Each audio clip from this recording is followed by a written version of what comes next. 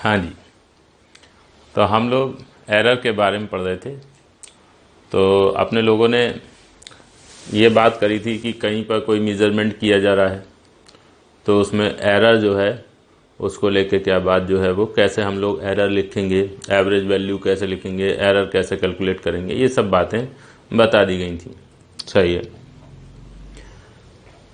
अच्छा, बाकी डेफिनेशंस तो आपको सब दे ही दी गई थी कि जैसे अगर बहुत सारी रीडिंग ले रही हैं तो एब्सोल्यूट एरर कैसे डिफाइंड है। ठीक है, सभी जो भी क्या कहते हैं आप रीडिंग लेते हैं उनका एवरेज निकालो पहले, फिर उसके बाद इंडिविजुअल जो रीडिंग्स हैं उनमें एरर निकालिए, फिर उसके बाद जो है फिर यहाँ पे कह रहे हैं एरर का मतलब अनसर्टेनिटी है। ठीक है, तो हर रीडिंग में एरर यानी अनसर्टेनिटी देखिए, फिर उसका मॉड लेके सबका सम अपान टोटल नंबर, तो वैसे एब्सोल्यूट एरर, वो सब बातें आपको बता दी गई हैं। अब हम लोग यहाँ पर बात करते हैं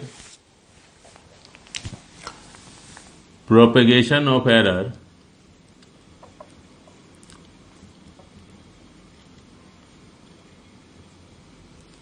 इन कैलकुलेशंस।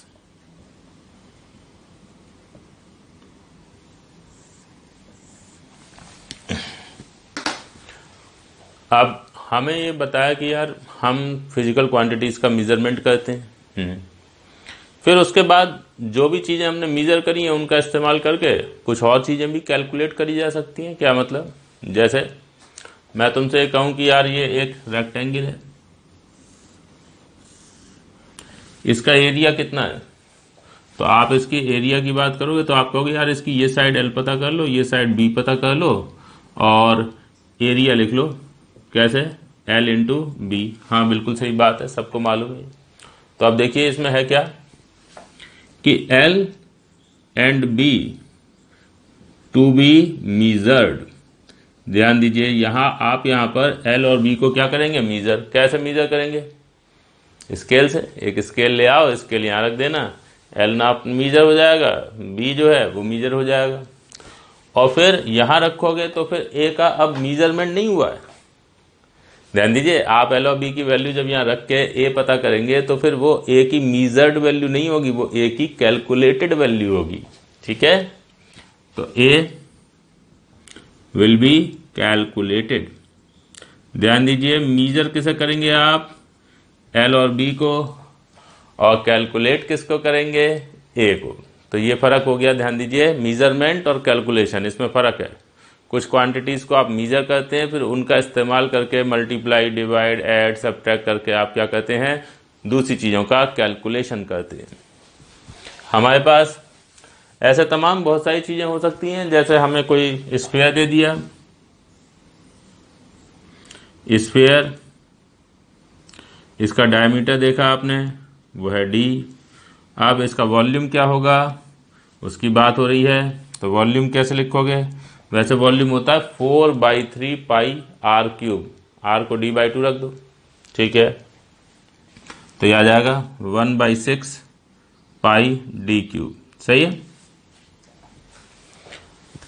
अच्छा, बात ठीक है, ये हमारा वॉल्यूम है। 4/3 पाई आर क्यूब तो था ही, तो उसमें बस आर को d/2 रख दो, इतना पता होगा, आर रेडियस d/2 होता है। तो ये आ गया। अब हमने कहा यहाँ पर हम d को मीजर करेंगे, d विल बी मीजर्ड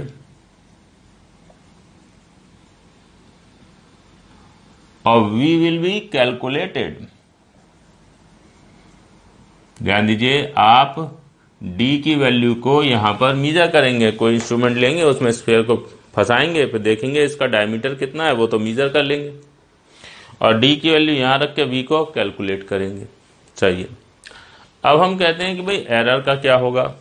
देखो भाई, ऐसा है, आप जब यहाँ पे एल ना मीजर करोगे तो क्या आप एल की बिल्कुल जो लेंथ, ये साइड की लेंथ है, क्या ये बिल्कुल सही से ही आप मीजर कर सकते हो, नहीं, कुछ ना कुछ तो अनसर्टेनिटी होगी ही। तो भाई मेरे, इसमें कुछ अनसर्टेनिटी है, मतलब हम इसकी वैल्यू बताएंगे तो दुनिया को, लेकिन कंफर्म नहीं बता पाएंगे। ऐसे बी, इसमें भी कुछ अनसर्टेनिटी होगी, बी की वैल्यू तो बताऊंगा मैं, लेकिन एग्जैक्ट वैल्यू नहीं कह पाऊंगा। तो जब एल और बी को लेकर आप सर्टेन नहीं हैं, एल और बी में अनसर्टेनिटी है, तो कल को जब आप इनका इस्तेमाल करके ए कैलकुलेट करोगे तो उसमें भी अनसर्टेनिटी होगी। सही है। आप ए को लेकर भी कंफर्म नहीं कह पाएंगे कि भाई ए की वैल्यू क्या हो सकती है, कहाँ, मतलब इतनी हो सकती है, एग्जैक्ट नहीं बता पाओगे, रेंज बतानी पड़ेगी इसमें भी। अच्छा, जैसे मैं वैल्यू लेके समझाता हूँ आपको। सपोज आप एरिया ऑफ रेक्टेंगल निकाल रहे थे, ठीक है, आपसे कहा गया बताओ भाई एरिया ऑफ रेक्टेंगल क्या है। तो आपने क्या किया, आपने यहाँ पर एल को मीज़र किया, मीज़र एल, तो आपका एल मिला 5 सेंटीमीटर प्लस माइनस 0.1 सेंटीमीटर। इसका मतलब यह है कि एल की वैल्यू 4.9 सेंटीमीटर से 5.1 सेंटीमीटर के बीच में कुछ भी हो सकती है। हम कंफर्म नहीं कह सकते, अनसर्टेनिटी है, ठीक है, सर्टेन नहीं है हम, अनसर्टेनिटी है कि भाई ये एल यहाँ से यहाँ के बीच में है, कितना है ये नहीं पता। जैसे आप मेरे बारे में कहोगे कि भाई मैं जब पढ़ा रहा हूँ तो मैं यहाँ से यहाँ के बीच में ही तो रहूँगा, है ना। तो आप मेरे बारे में ये कह सकते हैं कि भाई पढ़ाते समय यहाँ से यहाँ के बीच में रहूँगा मैं, ठीक है, लेकिन एग्जैक्ट पोजीशन आप नहीं बता रहे हो। हालांकि मेरी तो चलो एग्जैक्ट पोजीशन भी आप बात कर सकते हो, बट अगर तुम ये कहते हो कि भाई पढ़ाते समय इंसान यहाँ से यहाँ के बीच में है, तो एग्जैक्ट सिचुएशन तो नहीं बताई ना आपने। तो जब इस तरीके से बात बताओगे तो मतलब कुछ अनसर्टेनिटी है कि यहाँ से यहाँ के बीच में है, तो लेकिन एग्जैक्टली कहाँ है वो तो नहीं बताया ना। तो यहाँ पर हमको वो पता नहीं है कितना है, ठीक। ऐसे बी लिखा हमने, तो बी की value 4 centimetre plus minus 0.2 centimetre. तो यहाँ से बी पता चला कि बी की वैल्यू 4 माइनस 0.2 यानी 3.8 सेंटीमीटर से 4.2 सेंटीमीटर के बीच में कुछ भी हो सकती है। ये देख लीजिए, ये है एल और ये है बी। अब आइए एरिया पर। एरिया है, ये आपने मीजर किया एल और बी को, अब कैलकुलेट करो ए को। तो भाई मेरे ए की जब कैलकुलेशन होगी तो अब ए की वैल्यू जो है कैलकुलेट करने के लिए एल इंटू बी लिखूंगा। अब मैं एल की क्या वैल्यू लूं, अब मैं बी की क्या वैल्यू लूं, यहां से यहां के बीच में क्या वैल्यू लूं, क्या एवरेज वैल्यू ले लूं, क्या इसमें एवरेज वैल्यू ले लूं? नहीं भाई, आप कंफर्म थोड़ी ना है कि एल की वैल्यू जो है वो 5 होगी या बी की वैल्यू 4 होगी, पता ही नहीं है, रेंज पता है। तो मैं कहूँगा यार क्यों ना हम ए की भी रेंज ही बता दें, कहाँ से कहाँ के बीच में एरिया हो सकता है। तो हमने कुछ ऐसे बताया कि यार ए की जो मिनिमम वैल्यू है वो तब मिलेगी जब एल मिनिमम होगा और बी भी मिनिमम। जब ये दोनों सबसे छोटे तब उस समय एरिया भी सबसे छोटा, तो 4.9 इंटू 3.8 सही है। और ए की मैक्सिमम वैल्यू कब, जब एल की वैल्यू मैक्सिमम और बी की वैल्यू मैक्सिमम। यस, एल की मैक्सिमम वैल्यू 5.1, बी की मैक्सिमम वैल्यू 4.2। तो ऐसे में एरिया जो है वो हमारा 4.9 इंटू 3.8, वैल्यू लिखूं क्या यहाँ पर कितनी आएगी? चलो ऐसी लिखा देते हैं। तो ए इज बिटवीन 4.9 इंटू 3.8, ये ए की मिनिमम वैल्यू है, और मैक्सिमम गया 5.1 इंटू 4.2। सही है। इस तरीके से हम ए के बारे में बता सकते हैं। तो देखिए, अनसर्टेनिटी जब एल में है, अनसर्टेनिटी जब बी में है, तो कैपिटल ए की वैल्यू जो कैलकुलेट करोगे उसमें भी अनसर्टेनिटी होगी। सही है।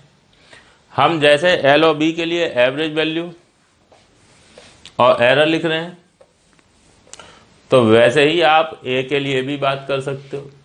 ए के लिए भी एवरेज वैल्यू और एरर लिखी जा सकती है, ठीक। तो इसके बीचों बीच में कहीं पर ए की एवरेज वैल्यू होगी और इधर से उधर के बीच में कुछ आपका जो है एरर हो जाएगी। अनसर्टेनिटी की रेंज आप बता देंगे कि मान लीजिए मैं ये कैलकुलेट कर दूं कि ये 4.9 इंटू 3.8 क्या होगा, ठीक है। तो 4.9 इंटू 3.8 ये आ गया मेरे पास 18.62, और ये आ गया 5.1 इंटू 4.2, ये आ गया हमारे पास 21.42। सही है।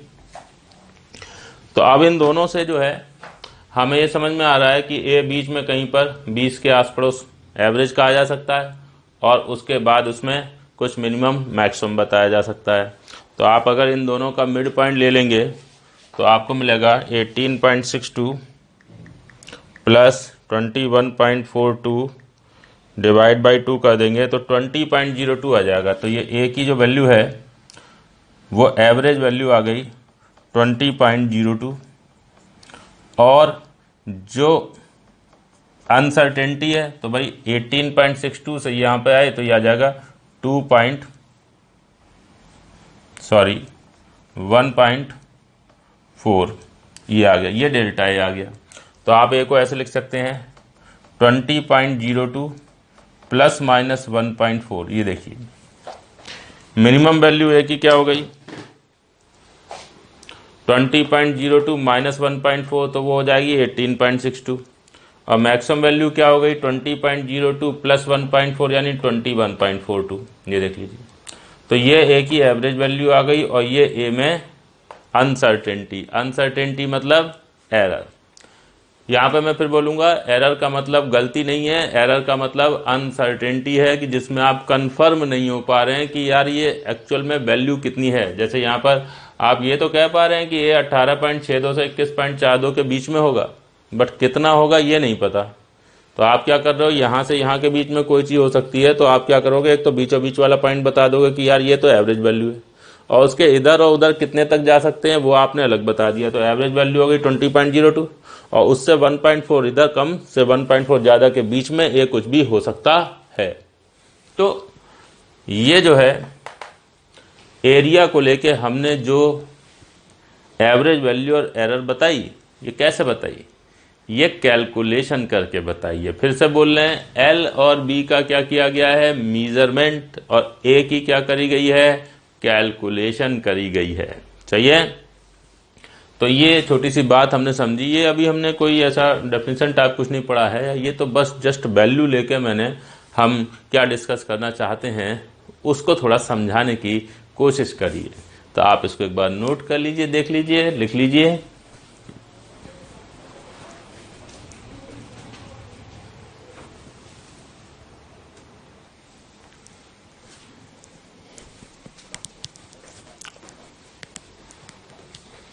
हाँ जी। तो अब ये जो कैलकुलेशनों में एरर के प्रोपगेशन की बात हुई, तो क्या हमेशा ऐसे ही काम करना होगा कि भाई दो क्वांटिटी कोई मेजर कर ली, 2 3 4 जितनी भी थी, फिर कैलकुलेशन करी तो फिर उससे देखा कि यार ये मिनिमम कहाँ तक हो सकता है, मैक्सिमम कितना हो सकता है। तो हम कहेंगे ये थोड़ा तरीका जो है ऐसा है जो ठीक है, सही तो है, बट नॉर्मली जब हम वर्किंग करेंगे तो ये थोड़ा हमें दिक्कत करेगा, क्योंकि इसमें हमको थोड़ा ज़्यादा कैलकुलेशनों में उलझना पड़ेगा। तो हम क्या करते हैं कि कुछ स्टैंडर्ड रिजल्ट जो है वो निकाल के रखते हैं। चाहिए कुछ रिजल्ट निकाल लेंगे कुछ स्टैंडर्ड टाइप की कैलकुलेशंस के लिए, जैसे कहीं पर एडिशन हो रहा है, सब्ट्रैक्शन हो रहा है, किसी कांस्टेंट चीज़ से मल्टीप्लिकेशन हो रहा है, पावर है, ठीक है। तो addition, subtraction, multiplication, division, power, किसी कांस्टेंट चीज़ से मल्टीप्लिकेशन, ये सब कुछ स्टैंडर्ड ऑपरेशंस हैं। हम इनके लिए कुछ रिजल्ट निकाल के रखेंगे जो कैलकुलेशन के दौरान एरर कैसे प्रोपगेट करती है इस बात को हमें समझाएंगे, या इसके लिए हमें कुछ रिजल्ट या फार्मूले देंगे। ठीक है।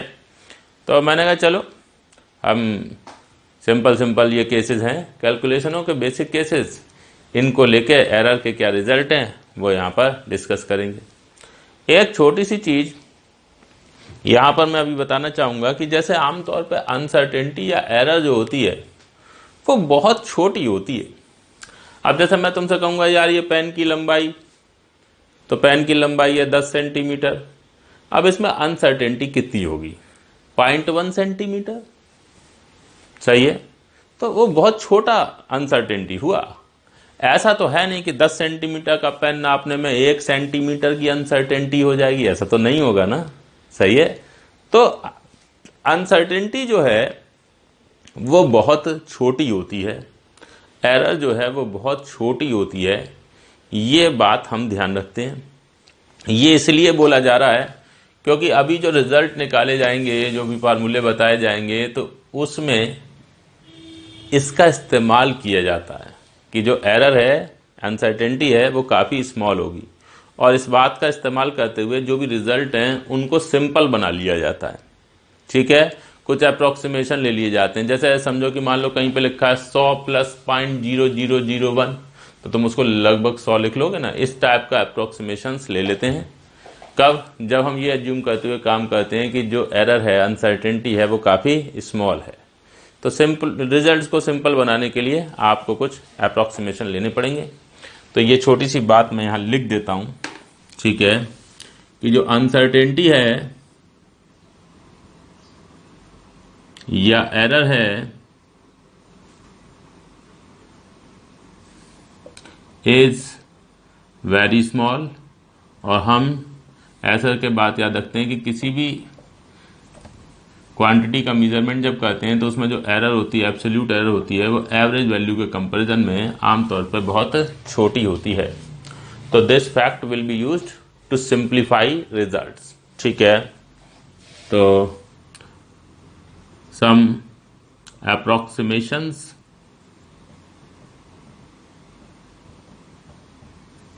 will be taken to simplify results। ठीक है, जो भी रिजल्ट हम यहाँ पे पढ़ते हैं उनमें जहाँ जहाँ पे हमें लगता है कि यार ये एरर एवरेज वैल्यू से बहुत छोटी है, तो इसका इस्तेमाल करते हुए हम कुछ सिंपल बना सकते हैं रिजल्ट को, फार्मूलों को, तो हम उन्हें सिंपल बना लेते हैं। अच्छा, चलिए आप देखते हैं कुछ स्टैंडर्ड कैलकुलेशंस की बात करते हैं। सबसे पहली बात मैं करता हूँ मल्टीप्लिकेशन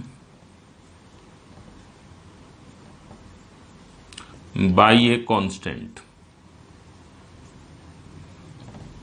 ठीक, कोई कांस्टेंट चीज है उससे मल्टीप्लाई हम कर रहे हैं। ये देखो b बराबर लिख दिया के ए। ऐसे सोचो जैसे मान लीजिए एक बिल्डिंग है, वो 25 फ्लोर की है, चाहिए। आपसे कहा गया कि यार ये 25 फ्लोर की बिल्डिंग है, इसकी हाइट कितनी है ये बताइए। अब तुम्हारे पास इतना लंबा स्केल तो था नहीं, तुम कहीं से फीता ले आए, टेप ले आए, और एक फ्लोर की हाइट नाप ली तुमने। फिर तुमने एक बहुत आसान सी बात कही कि भाई एक फ्लोर की हाइट अगर 12 फुट है, 12 फुट है, तो क्या करोगे, 25 फ्लोर के लिए 25 इंटू एक फ्लोर की हाइट कर दोगे तो टोटल मिल जाएगा। तो 12 इंटू 25 300 आ गया, लो हो गया काम। ऐसी तो करेंगे। तो कहीं पर एक ही चीज बार बार रिपीट हो रही है, तो पूरे को मेजर करने की बजाय एक का मेजरमेंट कर लेंगे, इंटू टोटल नंबर कर लेंगे। हाँ सही बात है। ऐसे ही कहीं पर बॉल्स रखी हुई हैं, उनका मास पता करना था। मान लीजिए 500 बॉल्स हैं हमारे पास, हमें टोटल मास पता करना है, क्या है, सब एक जैसी बॉल्स हैं। तो क्या करोगे, अरे एक बॉल ले लोगे, उसका मास मीजर कर लोगे वेइंग मशीन से, और इंटू 500 कर दोगे तो टोटल मास हो गया। तो ये तो बहुत कॉमन सी बात है यार, ये तो खूब यूज होती रहती है। हाँ, अब बस होगा ये कि जब तुम पूरी बिल्डिंग की हाइट नापने की जगह एक फ्लोर की हाइट नापोगे तो कुछ ना कुछ एरर तो होगी। तो भाई एक फ्लोर की हाइट में अनसर्टेनिटी आ गई, तो फिर पूरी बिल्डिंग की हाइट जब 25 से मल्टीप्लाई करके निकालोगे तो अनसर्टेनिटी तो उसमें भी होगी ना। आप कंफर्म, जब आप एक फ्लोर की हाइट कंफर्म नहीं कर पा रहे हो तो 25 से मल्टीप्लाई करके जो पूरी बिल्डिंग की हाइट मिली वो भी कंफर्म तो ही ना होगी। हाँ सही है। तो हम क्या करें, तो हम उसके लिए यहाँ पर ऐसे लिख देते हैं b बराबर की ए समझो एक फ्लोर की हाइट है जिसको हम मीजर करेंगे, ए टू बी मीजर्ड, और के है 25 क्योंकि 25 फ्लोर की बिल्डिंग थी, और बी क्या है, टोटल हाइट ऑफ फ्लोर। ठीक है, तो K is some constant, K is some constant fixed value है, इसमें कोई एरर वेरर का चक्कर नहीं है क्योंकि ये तो फिक्स है ना 25। अब ऐसा ना कि 25 फ्लोर की बिल्डिंग है तो तुम कहोगे नहीं 25 भी हो सकते हैं, 26 भी हो सकते हैं, नहीं भाई वो तो एग्जैक्ट है, फिक्स है। अच्छा, बी टू बी कैलकुलेटेड।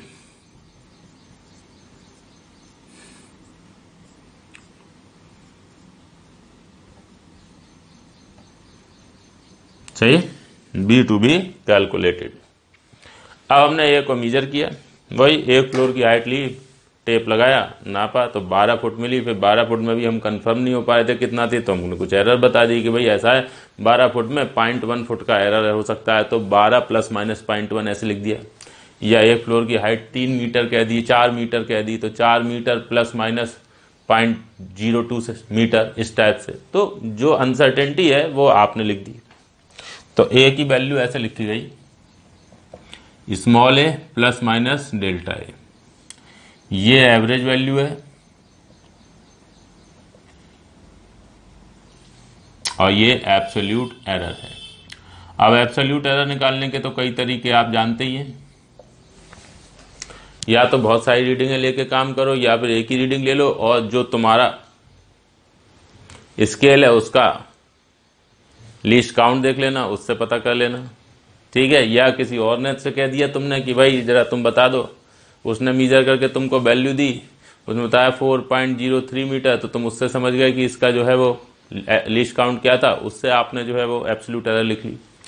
वो जो भी है वो सब आपको बताया जा चुका है, खूब आराम से बताया गया है।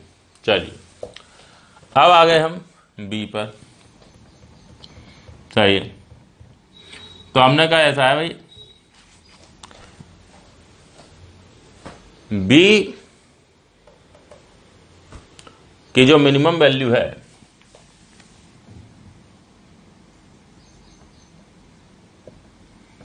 वो के इंटू ए की मिनिमम वैल्यू, यानी के इंटू ए माइनस डेल्टा ए, तो क्या के ए माइनस के डेल्टा ए, सही है। और बी की मैक्सिमम वैल्यू वो क्या हो गई, के इंटू ए की मैक्सिमम वैल्यू, यानी कि के इंटू ए प्लस डेल्टा ए, तो ये आ गया के ए प्लस के डेल्टा ए। दिखाई दे रहा है आपको कि ये तो जो है ये हो गई बी की एवरेज वैल्यू, क्योंकि ये एक पर्टिकुलर वैल्यू है जिसके आप माइनस और प्लस करके चीज़ों को रिप्रेजेंट कर रहे हैं मिनिमम मैक्सिमम को, तो ये हो गई बी की एवरेज वैल्यू। और ये क्या हो गई, ये बी में एरर हो गई। बिल्कुल सही बात है, कोई खास बात नहीं इसमें। तो मैंने कहा ऐसा है, मैं बी बराबर लिखूंगा small B plus minus delta B, ये एवरेज वैल्यू हो गई बी की, और ये बी में एब्सोल्यूट एरर हो गई। तो हमारा जो स्मॉल बी है वो क्या हो गया, के ए, और डेल्टा बी क्या हो गया, के डेल्टा बी, के डेल्टा ए। देख लीजिए ये हमारा मल्टीप्लिकेशन बाय कांस्टेंट के लिए रिजल्ट आ गया कि अगर आप किसी कांस्टेंट चीज़ से मल्टीप्लाई कर रहे हैं तो ए से बी कैलकुलेट, ए को मीजर करोगे, बी को कैलकुलेट करोगे, तो बी की जो एवरेज वैल्यू है वो के की एवरेज, वो ए की एवरेज वैल्यू इंटू के, और बी में जो एब्सोल्यूट एरर है वो ए में एब्सोल्यूट एरर इंटू के। मतलब 25 फ्लोर की बिल्डिंग की टोटल हाइट चाहिए थी, एक फ्लोर की हाइट नापी, तो एक फ्लोर में हमें कहा गया हम 1 सेंटीमीटर का हमको लग रहा है कि हमसे अनसर्टेनिटी हमारे लिए है, 1 सेंटीमीटर का एरर है। तो पूरे जब 25 से मल्टीप्लाई करोगे तो पूरी बिल्डिंग की जो भी हाइट बताओगे उसमें एरर 25 सेंटीमीटर होगी, 1 सेंटीमीटर इंटू 25, चाहिए। अच्छा अब यहाँ पे ध्यान देते हैं, हम यहाँ पे एक बात कहेंगे, परसेंटेज एरर इन बी क्या होगा,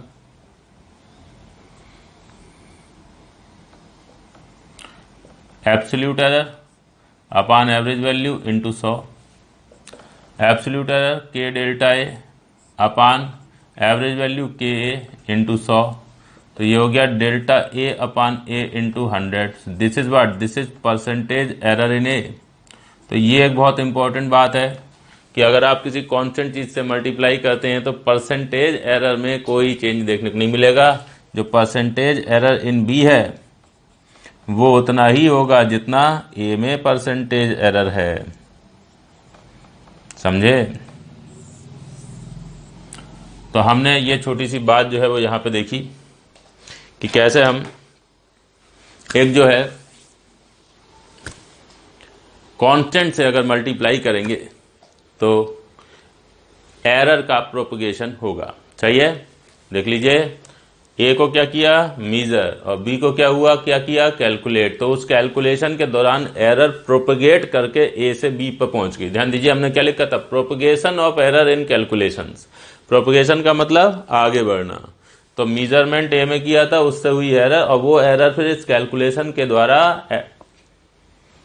आगे बढ़ते हुए प्रोपगेट करते हुए बी तक पहुंच गई, इस प्रकार से। तो क्लास को रोकें और इसको एक बार ठीक से नोट कर लें। ठीक, बहुत सिंपल सी बात है, कुछ भी खास नहीं है।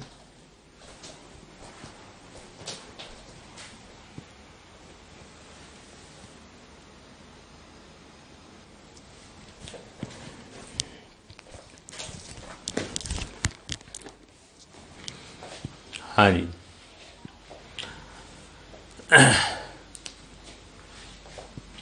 तो ऐसा करके हम यहाँ पे एक एग्जांपल ले सकते हैं, बस वैल्यू लेके, कि मान लीजिए कि हाइट ऑफ, जो हम बोल रहे थे वही चीज़ देख रहे हैं, हाइट ऑफ 1 फ्लोर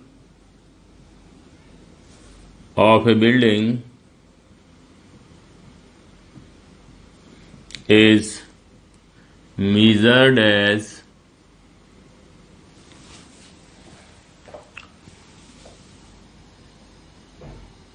5.00 मीटर चाहिए। अब हमने कहा भाई number of floors in building is 30 floor है। तो ऐसे में ये बताना है कि error in total height of building क्या होगी।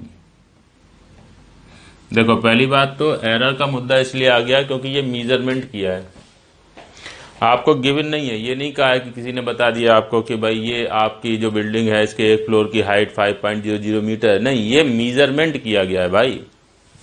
तो जब ये मेजरमेंट किया गया है तो इसमें कुछ ना कुछ एरर होगी। अब एक फ्लोर के मेजरमेंट में एरर हो गई तो टोटल बिल्डिंग की हाइट की कैलकुलेशन 30 से मल्टीप्लाई करके मिलेगी, तो उसमें एरर हो जाएगी, तो वही एरर बतानी। तो मैंने ये देखो, पहले मैंने लिखा स्मॉल एच मतलब हाइट ऑफ 1 फ्लोर, ठीक है। तो 1 फ्लोर की हाइट आपने लिखी 5.00 मीटर प्लस माइनस 0.01 मीटर। ये कहाँ से आ गया एरर, क्योंकि जो ये रीडिंग दे रखी थी 5.00, इसका मतलब आपके पास जो स्केल था उसमें मीटर के 100वें हिस्से तक आप जाकर लेंथ नाप रहे होगे। तो जो हमारे पास टेप है, जो भी स्केल है, उसका लीस्ट काउंट 0.01 मीटर होना चाहिए। तो बस उतनी ही एरर हम मान लेंगे कि देखो इसके अलावा कोई ऑप्शन ही नहीं है हमारे पास, ना तो 10 रीडिंगें दी हैं, ना हमें जो स्केल है उसके बारे में बताया है। तो जो रीडिंग दे रखी है उसको देखकर ही हमको आइडिया लगाना पड़ेगा, ये मैंने आपको लास्ट क्लास में बताया था। अच्छा, अब कैपिटल एच लिख लो, ये हाइट ऑफ बिल्डिंग, पूरी बिल्डिंग की हाइट, सही है। तो भाई मेरे इस पूरी बिल्डिंग की जो हाइट है वो हो गई कैपिटल एच बराबर 30 इंटू स्मॉल एच, बिल्कुल सही बात है। अब 30 इंटू स्मॉल एच, तो आप ऐसे में क्या करते हो कि जो एवरेज वैल्यू है उसमें भी 30 से मल्टीप्लाई करोगे और जो एरर है उसमें भी 30 से मल्टीप्लाई करोगे। तो कैपिटल एच की वैल्यू, ठीक है, कैपिटल एच में जो एवरेज वैल्यू है वो 30 इंटू एच की एवरेज वैल्यू होगी, यानी कि 30 इंटू 5.00 मीटर, तो ये हो गया 150.00 मीटर। और एच में जो एरर होगी वो 30 इंटू स्मॉल एच में एरर, ठीक है। और ऐसे में ये आपका आ गया 30 इंटू 0.01, तो 0.30 मीटर। तो आपका एच की एवरेज वैल्यू और एरर दोनों मिल गई, तो आप एच बराबर लिख सकते हो 150 मीटर प्लस माइनस 0.30 मीटर, ठीक, ये एच लिख दिया। एरर ये रही, एरर जो एब्सोल्यूट एरर इन एच है, ठीक, तो एब्सोल्यूट एरर यहीं लिख देते हैं, absolute error in H, delta H की वैल्यू 0.30 मीटर। और अगर परसेंटेज एरर पूछी जाती है आपसे कि भाई परसेंटेज एरर क्या होगी, तो वो भी हम लिख सकते हैं, percentage error in capital H क्या होगा, delta H upon H into H की average value into 100। So delta H is 0.30, H की एवरेज वैल्यू 150 मीटर और इंटू 100%, तो ये आ गया आपके पास 30/150 यानी कि 0.2%। तो ये परसेंटेज एरर हो गई। एच को आप ऐसे भी लिख सकते थे 150 मीटर प्लस माइनस 0.2%। ये लीजिए, ये आपका एच आ गया। तो चाहे ऐसे लिख लो, ऐसे लिख लो, एरर ये बता दो या परसेंटेज एरर ये बता दो, सब एक ही बात। ठीक। अच्छा, आप अगर सिर्फ परसेंटेज एरर में इंटरेस्टेड होते तो स्मॉल एच में परसेंटेज एरर निकाल लो, वही कैपिटल एच में परसेंटेज एरर हो जाती। तो percentage error in capital H is equal to percentage error in small H. Small H में परसेंटेज एरर के लिए delta H upon H average into 100। ये देख लीजिए, डेल्टा एच कितना है 0.01, एच की एवरेज वैल्यू 5.00 इंटू 100। ठीक, तो ये 1/5 यानी कि 0.2%। तो ऐसे भी हम परसेंटेज एरर की बात कर सकते थे। तो बहुत सिंपल चीज़ है, जो बात अभी बताई थी बस उसी में वैल्यू डाल के दे दिया है। कुछ भी ऐसा नहीं है जिसमें ज़रा सा भी कुछ करना हो या सोचना हो। ठीक है, ज़रूरत भी नहीं थी इसकी। ठीक है, बट सही है, एक बात थोड़ा सा लिख लेने से बात हमेशा के लिए याद हो जाती है। तो इसमें समझने लायक कुछ नहीं है, बस ये समझ लो एक बार लिख के प्रैक्टिस कर रहे हैं सो दैट ये बात हमको हमेशा के लिए याद हो जाए। तो नोट कर लीजिए एक बार।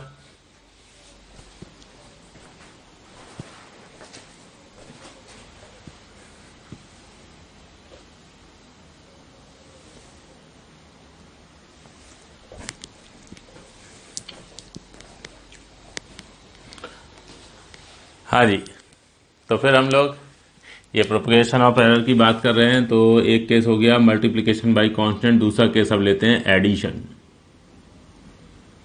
ठीक, एडिशन जो है ऐसा समझिए कि भाई हमें ये कहा गया कि ये एक रॉड है, इसकी टोटल लंबाई बताओ क्या होगी।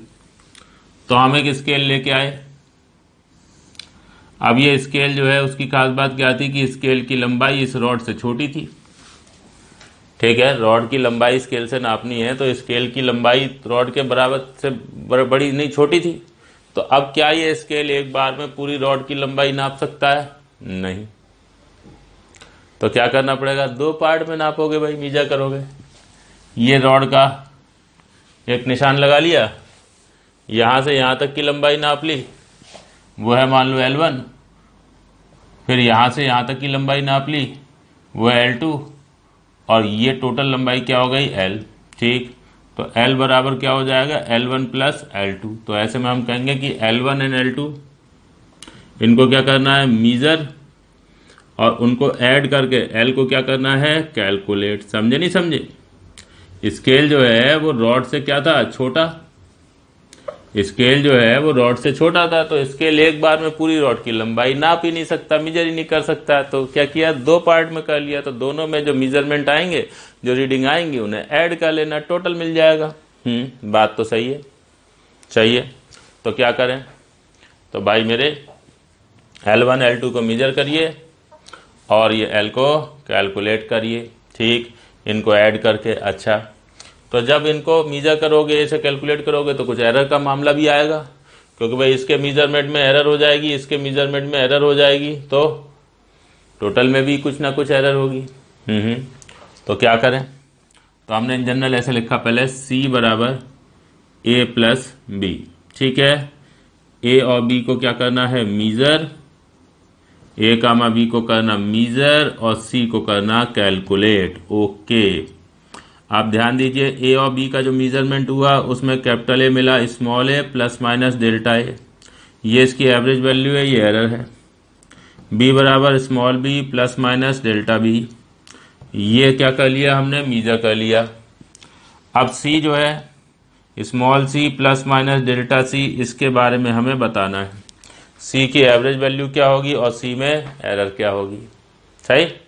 अच्छा, तो मैंने कहा भाई ऐसा है, हम अगर C की मिनिमम वैल्यू की बात करें तो C सबसे छोटा कब होगा, जब A भी सबसे छोटा हो और B सबसे छोटा हो।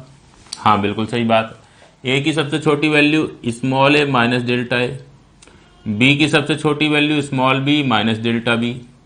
तो यहां से आ गया A plus B minus delta A plus delta B. Okay, C की मैक्सिमम वैल्यू क्या आएगी? जब ए सबसे बड़ा हो और बी सबसे बड़ा हो तो जोड़ के सी भी सबसे बड़ा मिलेगा।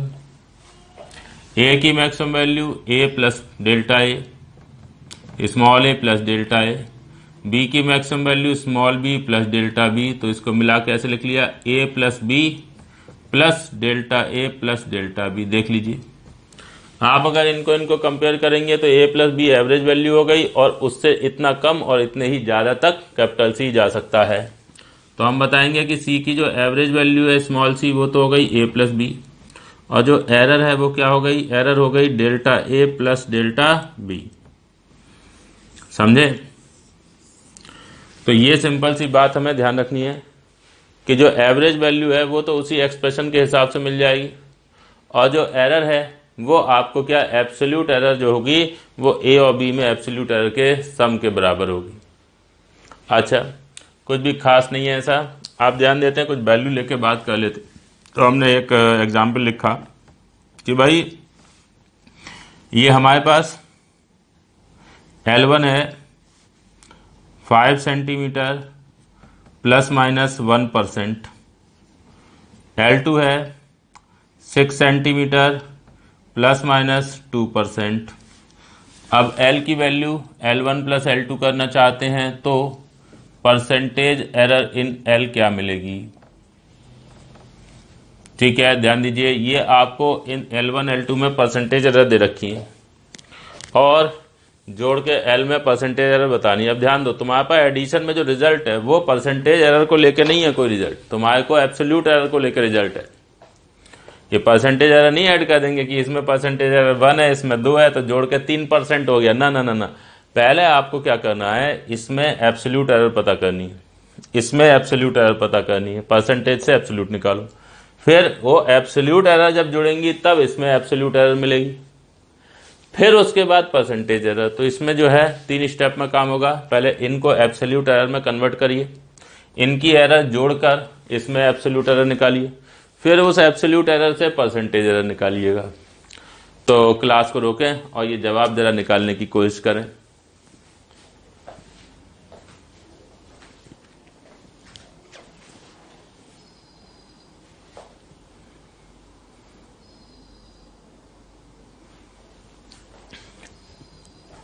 हाँ जी, तो हम लोग ध्यान देते हैं, ये L1 और L2 रहे। सबसे पहले हम L1 में जो एब्सोल्यूट एरर है वो लिखेंगे 5 सेंटीमीटर प्लस माइनस। हाँ भाई, ये परसेंटेज एरर को एब्सोल्यूट एरर में कन्वर्ट करेंगे तो वो तरीका मैंने बताया कि ये 1% एरर है। किसका 1%? इसका 1%, एवरेज वैल्यू का 1% है, तो एवरेज वैल्यू का 1% पता कर लो।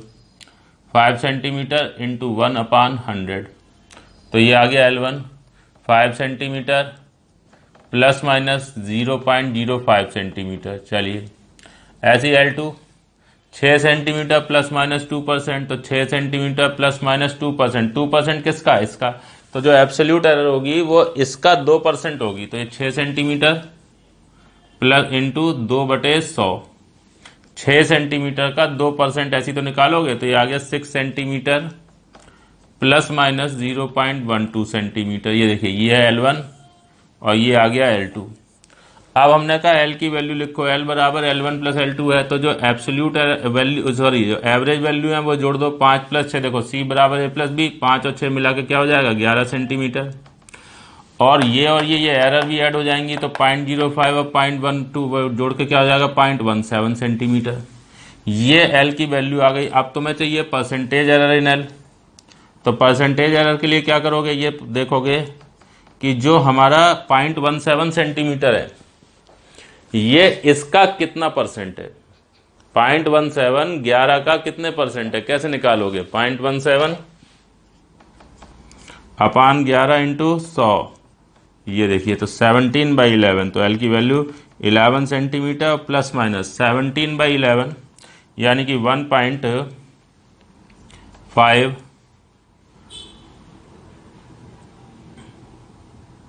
कुछ 5.4 या 5.5 इस टाइप से ही आ जाएगा।